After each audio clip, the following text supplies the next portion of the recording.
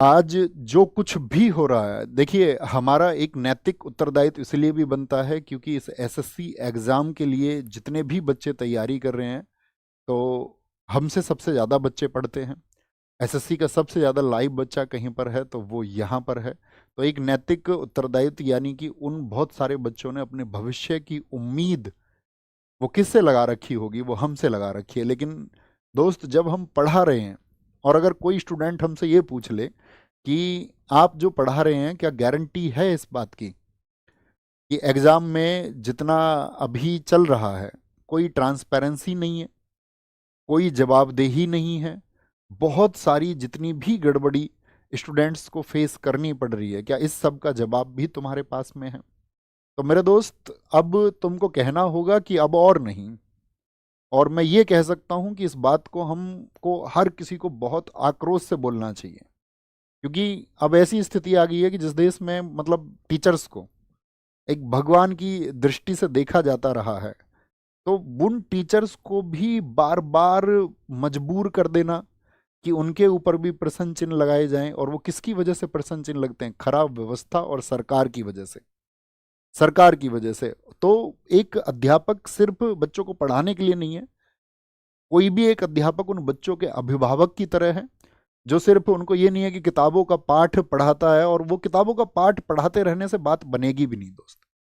क्योंकि गड़बड़ी होती रहेंगी आप सबके सामने, क्योंकि ये एक ऐसा वक्त है कि शायद जिसमें हमको इतिहास लिखना होगा। एक उबाल तुम सब लोगों को अपने अंदर पैदा करना होगा और वो चीज़ें तुमको सपोर्ट करनी होंगी, हमेशा करनी होंगी, क्योंकि एक बोर्ड एसएससी आप सबके जीवन से लगातार खेलने का काम कर रहा है। आज इतने ज़्यादा भ्रष्टाचार में वो फंस चुका है, इतनी ज़्यादा लापरवाही हो चुकी है, और सारी गड़बड़ियां जो भी हैं वो तुम सबके सामने है कि कितना अन्याय बच्चों के सामने हो रहा है, बच्चों के साथ हो रहा है। बच्चा एग्जाम सेंटर पर यहाँ बैठा हुआ है, साइड में डीजे पे सॉन्ग चल रहे हैं। एक जगह तो सेंटर ऐसा बना दिया गया है, मुश्किल से 50 गज जगह होगी, उसके चारों तरफ कूड़े का ढेर है। आज ही सुबह आपका सिलेक्शन पोस्ट के एग्ज़ाम में जो आपका गुड़गांव की एक लैब है, ठीक है, उसको मतलब एकदम से वहाँ पर पाया गया है कि वहाँ पर हैकिंग हो रही है। तो ये जो एडिक्विटी है, इसका सिस्टम ऐसा है कि जिसको बहुत आसानी से हैक कर लिया जा रहा है। दिल्ली में आपका पवन गंगा एक लैब है, उसको आज वहाँ पर हैकिंग पकड़ी गई है, ठीक है। उसको रेस्टिकेट करके नए 3 सेंटर्स बना रहे हैं। तो बच्चों क्या बेवकूफ़ समझ रहे हो? ऐसे किसी व्यक्ति के हाथ में जिम्मेदारी दे दोगे कि जिसका सिस्टम कोई भी हैक कर सकता है? तो क्या जो बच्चा वर्षों तक मेहनत कर रहा है, जो लगातार मेहनत कर रहा है, वो मेहनत इस बात के लिए कर रहा है कि उसकी मेहनत को कोई हैक कर ले? क्या इसलिए तुम सब मेहनत करते हो? तुम मुझे बताओ कि जो आपका किस कोई बच्चा अपना घंटे 2 घंटे या 3 घंटे की परीक्षा के लिए वो वर्ष 2 वर्ष और 3 वर्ष तैयारी कर रहा है, और उसको फिर बाद में पता चलता है कि यार जिस जो जो सिस्टम इसको ऑर्गेनाइज कर रहा है वो कोई ऑर्गेनाइज सिस्टम है ही नहीं, एक भ्रष्ट संस्था है। एडिक्विटी जो साथी आपका बैन हो चुकी पहले, उसी को तुम फिर से टेंडर दे दोगे, इस बात के लिए टेंडर दे दोगे कि भाई ये कम खर्चे में एग्जाम ऑर्गेनाइज करा लेगी। तो ऐसे तो कल को कोई एक बच्चा खड़ा हो जाएगा स्टूडेंट्स में से, कहेगा कि यार ये रोजगार मुझे ही दे दो तुम। क्यों नहीं ऐसा करते कि मोदी जी ये रोजगार इस बच्चे को दे दो और ये बच्चा एक काम करेगा, ये सेंटर चलाएगा। क्योंकि होनी तो गड़बड़ी है एट द लास्ट, तो उस बच्चे के द्वारा बनाए गए सिस्टम में कोई गड़बड़ी हो जाएगी, तो उससे अच्छा है कि फिर को 4 लोग आएंगे कि भैया हम तो एकदम से 10-10 रुपए में पेपर करा देंगे। कोई बोलेगा हम भैया 5-5 रुपए में पेपर करा देंगे। तो तुम क्या बच्चों से पैसे लेते नहीं हो? आप बच्चे से हर एक स्टेप पर पैसा लेते हो। बच्चा कभी उस एक चीज का विरोध ही नहीं करता कि भाई मेरी फीस इतनी ली जा रही है या आप कोई फीस बढ़ाएंगे। उसको कोई विरोध करने का मतलब नहीं है, वो देता है। उसको जानता है कि यार सिस्टम में पैसा लगता है, ऑर्गेनाइज होने में पैसे लगते हैं। लेकिन जब आप उसके पैसे का दुरुपयोग करोगे और उस दुरुपयोग को करके आप उसके जीवन को प्रभावित करोगे, और ऐसा जीवन उसका प्रभावित करोगे कि वर्षों दर वर्ष जो उसने मेहनत की है उसका जो नतीजा है वो उसको शून्य मिलेगा। आपके सामने आपने देखा होगा, अक्सर पिछले वर्षों से आप देख रहे हैं कि पेपर लीक की खबरें आती हैं। सरकार क्या कहेगी? ढोंग के नाम पर उसको जांच का एक नाम दे देती है, कहते हैं इसकी जांच कराएंगे, हम इसकी जांच करा के और तब इसको बढ़ाएंगे। इतने में ही एक अभ्यर्थी उस इंतजार को करता रहता है, वर्षों का इंतजार करता रहता है। बहुत सारे लोगों की उम्र पूरी हो जाती है, उम्र पूरी हो जाती है, और कभी कभी तो ऐसा हो जाता है रिजल्ट का इंतजार। सीपीओ में क्या चल रहा है? सीपीओ का रिजल्ट क्यों क्यों रोका हुआ भाई साहब आपने? ऐसी क्या, मतलब एक फिक्स टाइम पर आप परीक्षाओं को आयोजित करें, एक फिक्स समय पर अगली परीक्षा से पहले एक आंसर की आप दे दें, एक रिजल्ट आप समय पर दे दें, तो वो मतलब क्यों नहीं कर पा रहे? उसमें ट्रांसपेरेंसी क्यों नहीं है, पारदर्शिता क्यों नहीं है, लोगों तक आप ये मैसेज क्यों नहीं देते हो कि भाई ये कारण है, इसका उचित कारण ये है? ऐसा एक उचित कारण दीजिए ना जिस पर विश्वास किया जा सके। जितनी भी धांधलियां हैं, जितनी भी भर्तियों में देरी है, जितने भी पद गायब हो रहे हैं, जितनी भी पारदर्शिता की कमी है, ये अब कॉमन बातें हो चुकी हैं। इस देश में कॉमन बातें हो चुकी हैं, और नेता अपने एसी के कमरे में बैठ करके ठहाके मार रहे हैं, हंस रहे हैं। एक बच्चा घर में बैठ करके अपने सपनों को कुचल करके रो रहा है, और ये लोग वहां संसद में बैठ करके मतलब मस्खरी करते हैं एक दूसरे पर ये लोग मतलब कटाक्ष करके वहां हंसते हैं। बच्चे किसी को टैग कर देंगे ट्विटर पर, तो तब नेताओं को पता चलता है कि इस देश में चल क्या रहा है, कि मुझे इस बच्चों के पक्ष में सदन में बोलना है या नहीं बोलना। कभी कभार बहुत बच्चे ट्वीट कर देंगे किसी को टैग कर करके, तो नेताओं को सुध आ जाती है कि हाँ ठीक है, ये सही मुद्दा है, इस पर बहुत सारे बच्चों का जन आक्रोश है, और इस पे बच्चे आक्रोशित है, तो इस पक्ष में मुझे बोलना चाहिए। लेकिन फिर वही बात आपका एक समय के बाद में नहीं सुनी जाती है। अभी आप देखिए कितना बोला गया रेलवे रिफॉर्म्स को लेकर के, तो नहीं सुना किसी ने।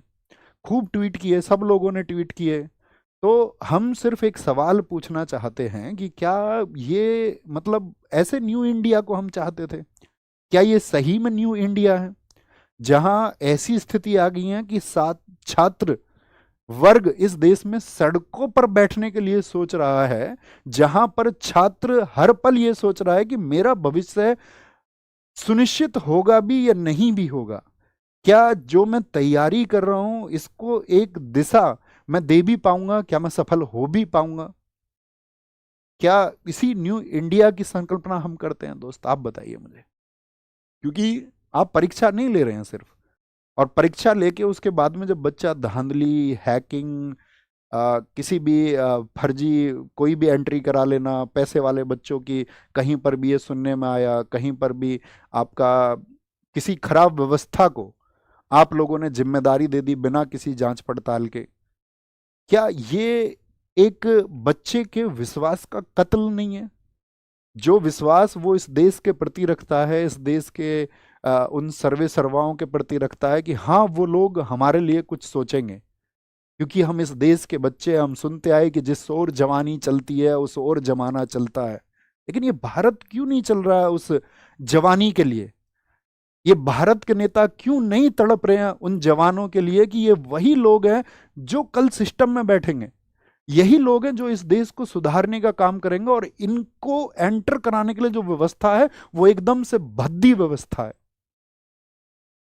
क्योंकि ऐसा नहीं है ना कि कोई भी छात्र जिस भर्ती को पास करके जाएगा, भर्ती होगा, कल को उसको सिस्टम चलाना है ना आगे।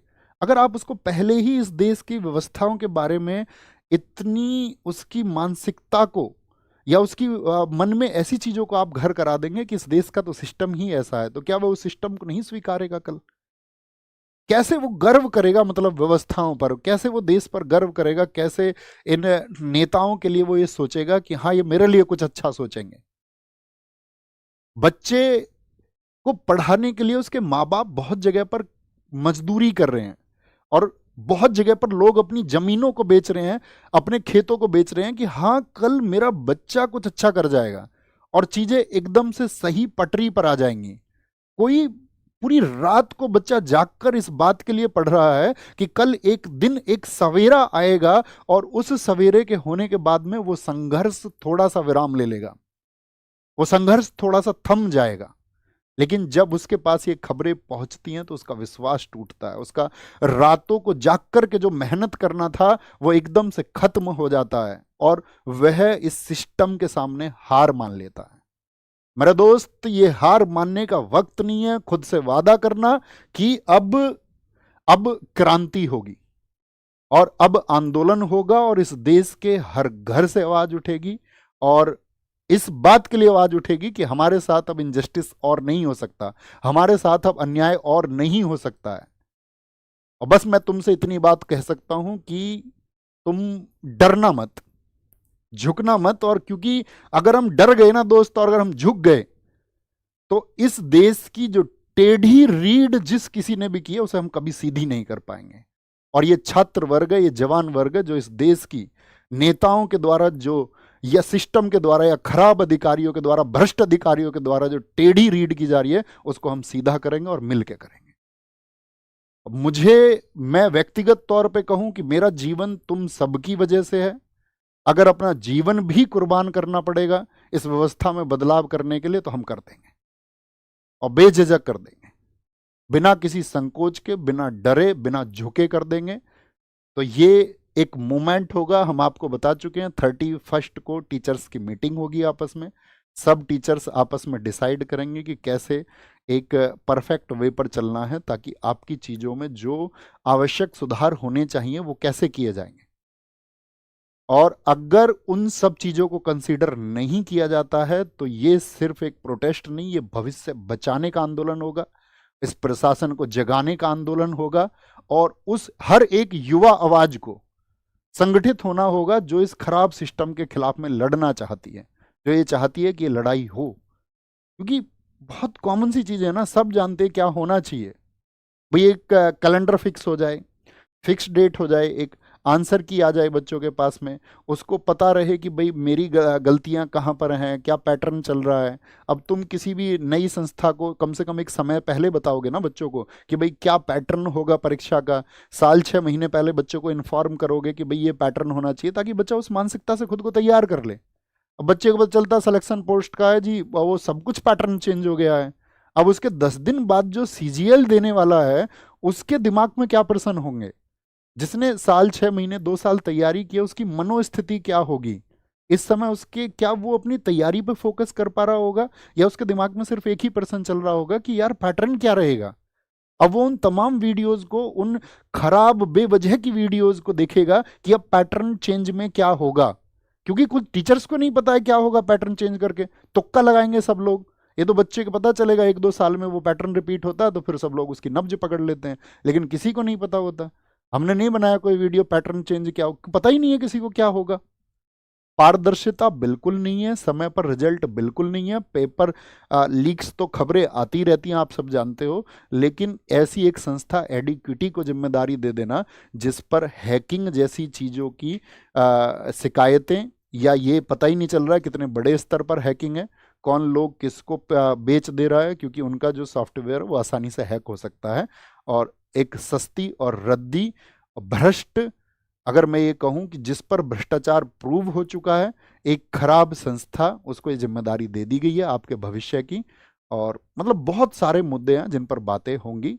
अंत में सिर्फ इतना कहूंगा कि अगर तुमने आवाज नहीं उठाई, तो तुम्हारी जो अगली पीढ़ी है ना, वो कभी मतलब कलम तो नहीं उठा पाएगी, उसको लाठी उठानी पड़ेगी। तो हमको ये क्रांति का बीज बोना होगा, शुरुआत करनी होगी।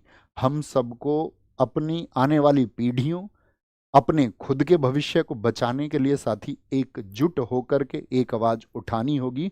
और वो आवाज हम उठाएंगे दोस्त, वो आवाज हम जबरदस्त तरीके से उठाएंगे, और हर हाल में उठाएंगे। उसके लिए सब कुछ कुर्बान होता होगा तो हम सब कुछ कुर्बान कर देंगे, और आपके सामने कुर्बान कर देंगे। और हम ये कहें कि ऐसी व्यवस्थाओं में हमको अध्यापक रहना है, और हम अध्यापक रह के पढ़ाते रहें, बच्चों को बरगलाते रहें, तो हम ये कहेंगे कि हम वो अध्यापक नहीं होना चाहेंगे। हम साथी लड़ना चाहेंगे, और इन अधिकारों के लिए लड़ना चाहेंगे। और आपसे भी उम्मीद करेंगे कि 31 को जो टीचर्स की मीटिंग है उसके लिए आप सपोर्ट कीजिए, और भविष्य में सभी टीचर कम्युनिटी जो भी डिसीजन लेती है उसमें आप अपना समर्थन दिखाइए। उन लोगों को अगर कोई ऐसा नहीं है कि किसी को जाकर के आप काउंटर करने लगें, सब लोगों का विश्वास बनिए, उन सब टीचर्स को ताकत दीजिए, उनको ताकत महसूस करवाइए कि हम आपके साथ हैं इसमें, और जो कुछ भी होगा वो सब कुछ करेंगे, सब कुछ करेंगे, सब कुछ करेंगे। ये आप आने वाले समय में देखोगे कि हम आपके लिए क्या करेंगे। ठीक है, बस इतनी ही बात मैं कह सकता हूँ। बाकी ओके, आए टॉपिक पर वापस।